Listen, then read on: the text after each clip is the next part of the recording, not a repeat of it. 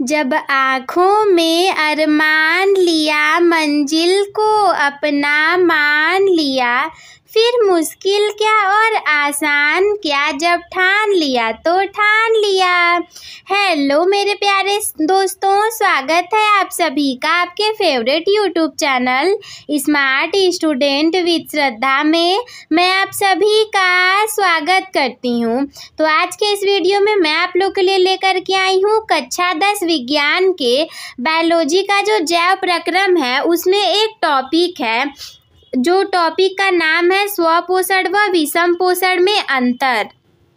क्योंकि मैं आप लोग को पोषण को पढ़ा चुकी हूँ, प्रकाश संश्लेषण को भी बता चुकी हूँ, तो वो सब चीज़ें तो बता दी हैं, ठीक है। लेकिन आपके एग्जाम में कभी कभी स्वपोषी और विषम पोषी में अंतर भी पूछ लेता है, या फिर स्वपोषण और विषम पोषण में अंतर भी पूछ लेता है। तो दहाड़ 1.2 के इस बैच में आपका स्वागत है।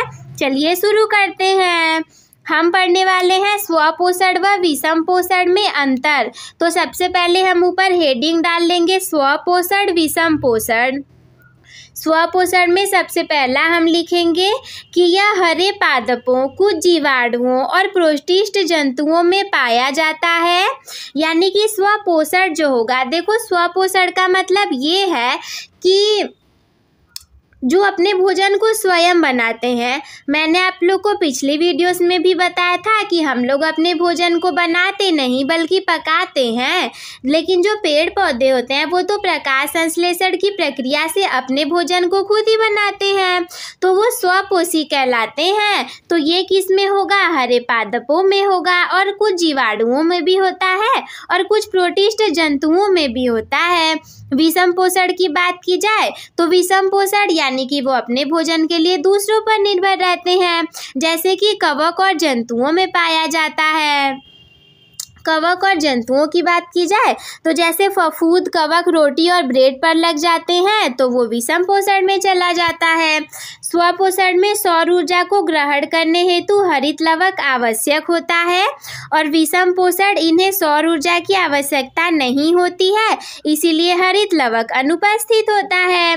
स्वपोषण में देखो प्रकाश संश्लेषण करना होगा, यानी कि पत्तियों में ये प्रक्रिया होगी, इसीलिए सौर ऊर्जा को ग्रहण करने के लिए इसमें हरित लवक क्लोरोप्लास्ट का पाया जाना बहुत ज़्यादा जरूरी हो जाएगा।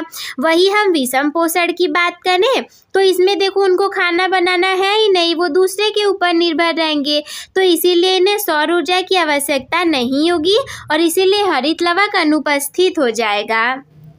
भोजन स्वनिर्मित CO2 और जल की उपस्थिति में होता है। हम सभी को पता है कि फोटोसिंथेसिस में स्वनिर्मित CO2 और जल की उपस्थिति में होता है। और विषम पोषण की बात की जाए तो भोजन इनमें प्रत्यक्ष या अप्रत्यक्ष रूप से स्वपोषियों से प्राप्त किया जाता है। क्योंकि ये अपने भोजन को स्वयं नहीं बनाते, इसलिए स्वपोषियों के द्वारा ये अपने भोजन को ले लेते हैं।